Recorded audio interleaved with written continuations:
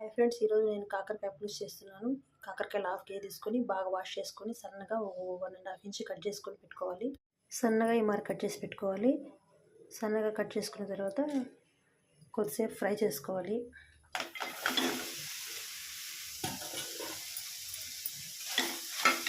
ఒక 15 మినిట్స్ బాగా ఫ్రై చేసుకోవాలి. 5 మినిట్స్ ఫ్రై చేసుకొని కొంచెం ఆయిల్ వేసుకోవాలి.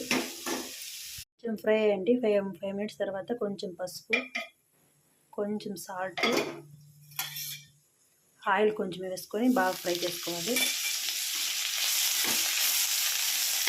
కాకరకాయ ఫ్రై అయ్యేలోపు మనము తిరగబాతు పెట్టుకుందాము. ఫ్రై అయ్యి స్టవ్ ఆఫ్ చేసుకొని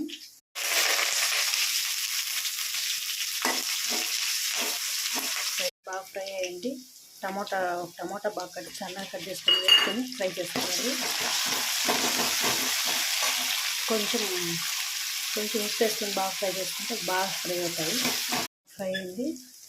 వెల్లుల్లి దంచుకొని వేసుకున్నాం కదా, అది వేసుకొని ఫ్రై చేసుకోవాలి.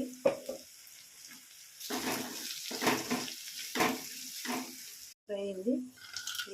ఫ్రై చేసుకుని ఉప్పులు వేసుకొని కలుపుకున్న చింతపండు వాటర్ వేసుకొని బాగా మిక్స్ చేసుకోవాలి. బాగా మిక్స్ చేసుకొని వాటర్ కొన్ని వేసుకోవాలి. వేసుకొని సాల్ట్ చూసుకొని 15 మినిట్స్ బాగా పెట్టుకోవాలి.